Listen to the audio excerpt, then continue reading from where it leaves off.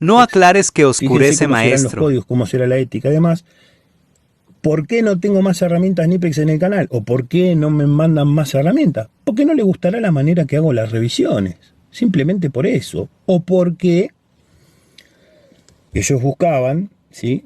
En un momento, luego de haber recibido un par de herramientas, que toqué, las últimas fueron las que vinieron de Alemania, que fue la de 300, una pinza de punta así, y curva de 1000 volt y un alicate 1000 volt de cuerda de piano. Esas fueron las últimas que me mandaron.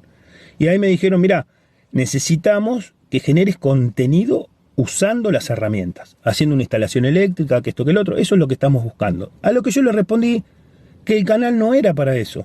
El canal era un canal de revisiones de herramientas, que de vez en cuando iba a mostrar, subir alguna historia, si estoy haciendo un trabajo o algo mío propio, obviamente las iba a mostrar.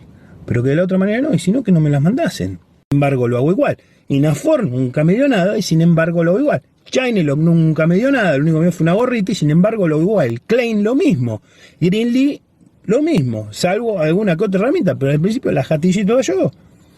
Nipex un montón me dieron, no le voy a decir que no, pero un montón me las compré yo. De los 4 años tengo Nipex, Orbis, ¿sí? Entonces, Baco no me mandó nada.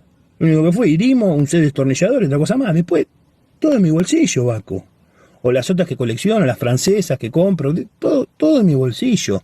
Entonces son muchas mentiras atrás de la otra que confunden a la gente. No importa, o sea, yo